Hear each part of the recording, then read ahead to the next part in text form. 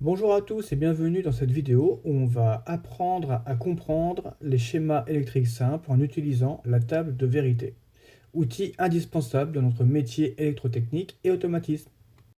Petit rappel pour bien comprendre, quand un contact ou un interrupteur est NO, on dit qu'il est normalement ouvert, donc il ne laisse pas passer le courant.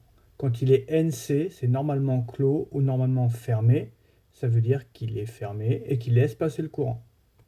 Grâce aux tables de vérité, si un jour on me demande l'implantation d'un circuit, si on me laisse libre cours pour choisir les repères numériques, eh bien je n'ai qu'à lire la table de vérité et je saurai comment câbler, où câbler et quel interrupteur je dois mettre en place.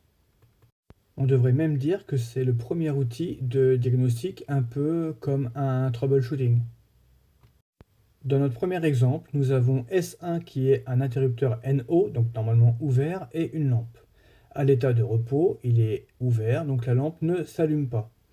Nous regardons notre tableau, nous sommes dans le premier cas, la première ligne, S1 égale 0, et donc L1 est égal à 0.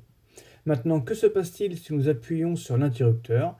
Eh bien, le courant passe et la lampe L1 s'allume. Donc, nous dirons si S1 est égal à 1, eh bien, L1 sera égal à 1, donc allumé.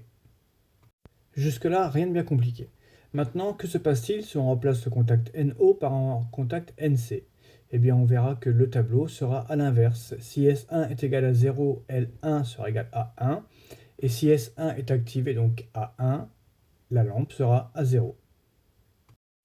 Nous allons compliquer les choses en rajoutant un élément sur le circuit. En parallèle de notre contact, nous allons rajouter un deuxième contact qui sera à son inverse. Donc là, comme on voit sur le schéma, si S1 est égal à 0, S2 égale à 0, L1 est égal à 1. Maintenant, si on veut modifier, si S1 est égal à 0 et S2 égale à 1, L1 sera égal à 0, car aucun courant n'ira l'alimenter. Compliquons un peu les choses. On va rajouter un contact en série entre nos deux interrupteurs et la lampe. Ce qui va rajouter une condition et qui sera même décisionnaire. Car peu importe l'état de S1 ou de S2, si S3 il est ouvert, la lampe restera toujours éteinte. Donc on dira que ce contact est décisionnaire, il est conditionnel. Ceci peut être un arrêt d'urgence, un contact de sécurité, que sais-je.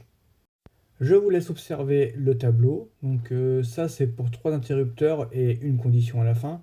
Je vous laisse imaginer sur les machines où vous avez une trentaine de capteurs et d'interrupteurs entre le début et la fin. Ça vous donne une idée